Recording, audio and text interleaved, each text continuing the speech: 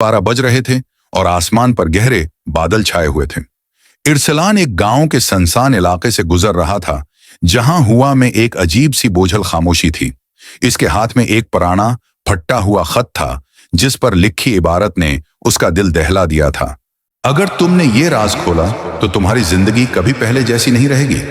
खत उसकी मरहूम दादी के सामान से मिला था और उसमें एक एड्रेस का जिक्र था, एक पुरानी लाइब्रेरी जो गांव के आखिर में वीराने में वाक़ थी। दादी की हदायत के बावजूद इरसलान की क्यूरियोसिटी ने उसे मजबूर किया कि वो इस जगह का पता लगाए, लेकिन वो नहीं जानता था कि वो किस खौफनाक हकीकत की तरफ बढ़ रहा है।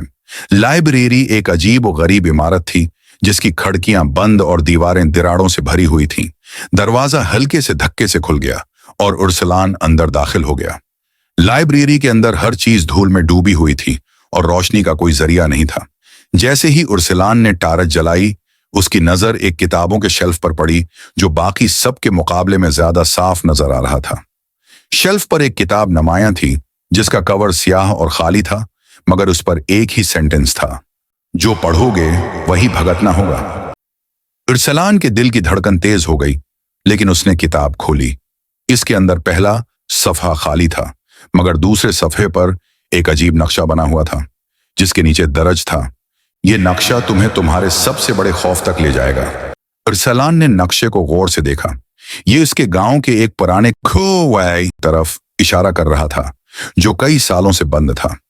कहते थे कि उस खोवाई में कई लोग लापता हो चुके हैं और वो अब एक बदरूह की रहाइश गाह है। इरसलान ने खोवाई की तरफ जाने का फैसला किया। जैसे ही वो वहां पहुंचा, खोवाई के इर्द-गिर्द की जमीन गैर मामूली तौर पर सर्द थी और हवा में सरगोशियां गूंज रही थीं, जैसे कोई उसे बुला रहा हो। खोवाई के पास एक लोहे का पुराना ढक्कन था, जिस पर वही इबारत थी, जो राज खोलोगे वो तुम्हारे पीछे आ जाएगा। इरसलान ने हिम्मत करके ढक्कन उठाया और इसके नीचे एक सीढ़ी जाहिर हुई, जो अंधेरे में नीचे जा रही थी। सीढ़ी के नीचे एक खाली कमरा था, जहां दीवारों पर खून जैसे धब्बे थे। कमरे के दरमियान एक लकड़ी की मेज रखी हुई थी और उस पर एक और खत रखा था। खत पर लिखा था, इरसलान, तुमने हमारी दुनिया में कदम रख दिया है, अब तुम वापस नहीं जा सकते। ये पढ़ते ही कमरे की दीवारों पर साए हरकत करने लगे और इरसलान के गर्द सरगोशियों का शोर बढ़ने लगा। वो समझ गया कि ये जगह आम नहीं है। वो भागने की कोशिश कर रहा था, लेकिन सीढ़ी गायब हो चुकी थी।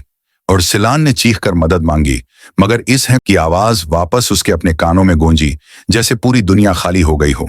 अचानक दीवार से एक इंसानी शक्ल अभरी, जिसकी आंखें सफेद और खाली थीं।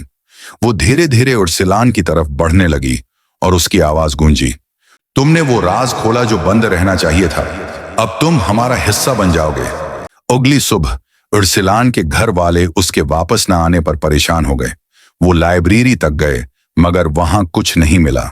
सिर्फ वो किताब मेज पर रखी थी, जिसके कवर पर एक नया सेंटेंस लिखा हुआ था, एक है और शिकार हमारे साथ शामिल हो गया।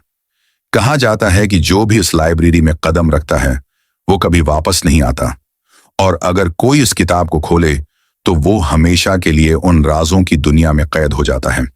अगर आपको ये वीडियो पसंद आई हो और आप मजीद वीडियोस देखना चाहते हो, तो हमारे चैनल पर मौजूद दूसरी वीडियो जरूर देखें। लाइक के बटन को प्रेस करना ना भूलें और मजीद जबरदस्त कहानियों के लिए सब्सक्राइब करें। थैंक्स फॉर वॉचिंग, और मैं अब आपको नेक्स्ट वीडियो में मिलूंगा। टिल देन, अल्लाह हाफिज।